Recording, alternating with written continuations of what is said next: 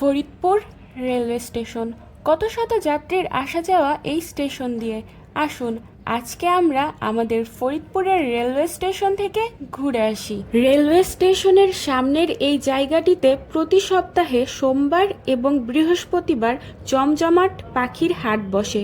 মূলত এটি কবুতরের হাট হিসেবে পরিচিত হলেও এখানে বিভিন্ন প্রজাতির পোষা প্রাণী ও বিড়াল বিক্রি করা হয়। হাটটি সাধারণত সকাল থেকে বিকেল পর্যন্ত চলে। এখান থেকে টিকিট কেনার পর সকল যাত্রী বাইরে ট্রেনের জন্য অপেক্ষা করে। ফরিদপুর রেলওয়ে স্টেশনের ইতিহাস বেশ পুরনো। 1899 সালে রাজবাড়ী থেকে ফরিদপুর পর্যন্ত রেলপথ স্থাপন করা হয়। তবে অব্যবস্থাপনা ও লোকসানের কারণে 1998 সালের 15ই মার্চ এই রেলপথটি বন্ধ করে দেওয়া হয়েছিল।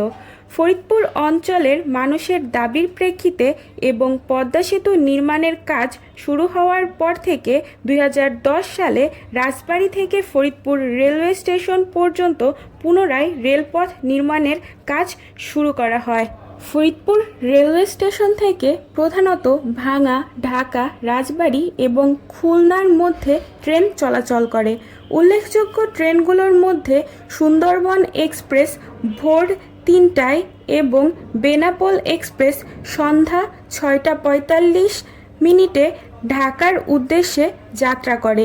এছাড়া মধুমতি এক্সপ্রেস সকাল 11টা 41 ঢাকার উদ্দেশ্যে ছেড়ে যায় এবং এটি রাজশাহী রুটেও চলে। প্রতিদিন বেশ কয়েকটি ট্রেন যেমন সুন্দরবন এক্সপ্রেস ও বেনাপোল এক্সপ্রেস ঢাকা রুটে চলাচল করে। মধুমতি এক্সপ্রেসের মাধ্যমে ফরিদপুর থেকে সরাসরি রাজশাহী যাওয়া যায়। রাজবাড়ীর মাধ্যমে খুলনা রুটেও ট্রেনে যাওয়া যায়। ট্রেনের সঠিক সময়সূচি এবং নিয়মিত আপডেটের জন্য স্টেশনের কাউন্টার বা বাংলাদেশ রেলওয়ের অ্যাপ থেকে তথ্য যাচাই করার পরামর্শ দেওয়া হলো।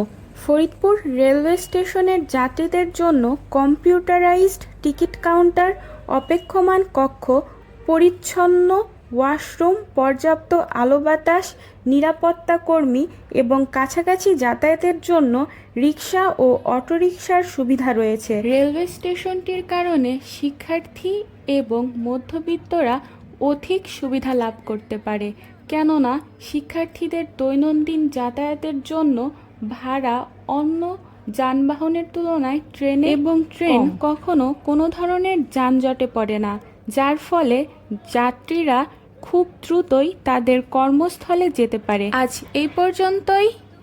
ধন্যবাদ সবাইকে।